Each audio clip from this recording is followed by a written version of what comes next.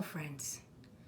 First, I want to thank you for those of you that have stayed at home, that have adhered to social distancing, and for those of you who have stayed safe so far. You may not believe this, but there are still some skeptics out there who believe that this is a hoax. As of today, there's been more than 41,000 cases of coronavirus infection in the United States and over 500 deaths. That's much more than I told you 2 days ago. This is no hoax. Governments don't shut down. Governments don't send people home and tell them to stay home for a hoax. This has serious implications. And more importantly, it has serious public health implications. I want to talk about, before I was talking about how to protect yourself. Now I think we have to enter the phase of how do we protect others. And why do I say this? We are now where Italy was approximately 2 weeks ago. And then everything went wrong in Italy, in Spain. We have to prevent that from happening here.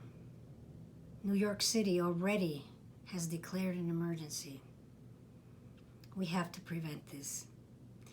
And why do I say this? Because 80% of people that get this virus, particularly the young ones that don't have any underlying conditions, you're going to be okay.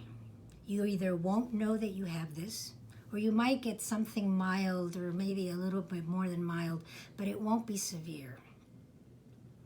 And it is those people that have those cases that are very infectious that transmit the virus through either surfaces or by taking it into the homes of the elderly and the immunocompromised. So it's that 20% that is very vulnerable that can actually die. And those are increasing by the day.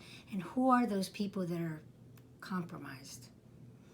People that have autoimmune diseases, and there's many of them. I won't name them all, but the most common: rheumatoid arthritis, Crohn's disease, sarcoidosis, a number of other diseases. Those diseases are treated by suppressing the immune system so that the immune system does not attack the individual.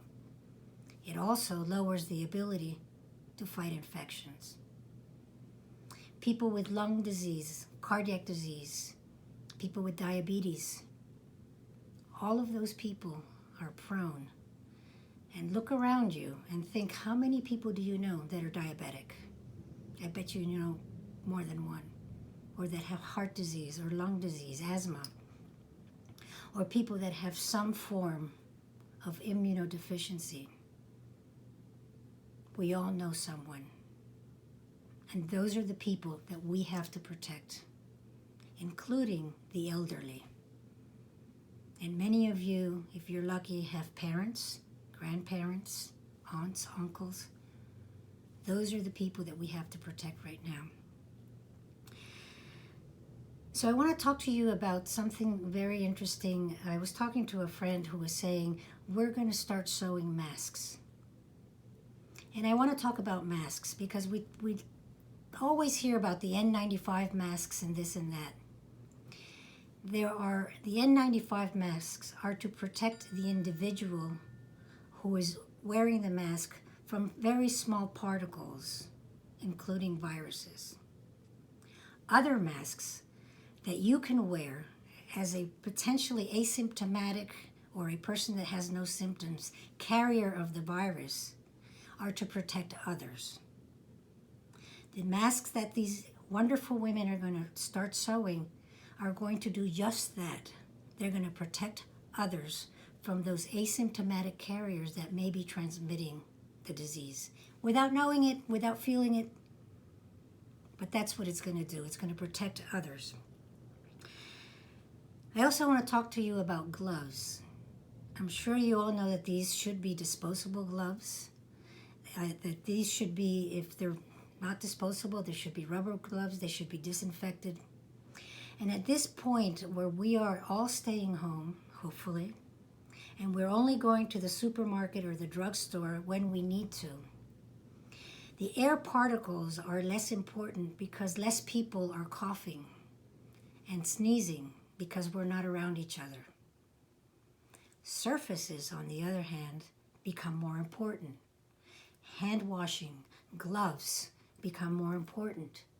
Because if somebody was there 20 minutes ago and coughed or sneezed into a particular surface, you're going to get it through that surface, touching your face, and not through anything that's in the air at that particular moment. I've been asked, well, what about fruits and vegetables?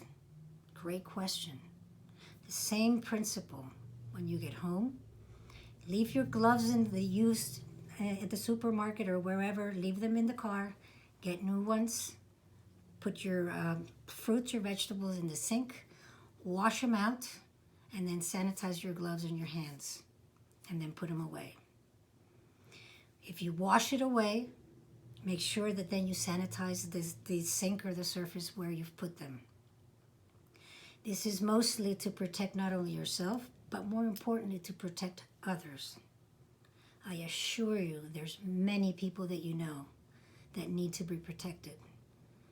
So let's protect ourselves so that we can protect others. Let's not be part of the problem. Let's be part of the solution.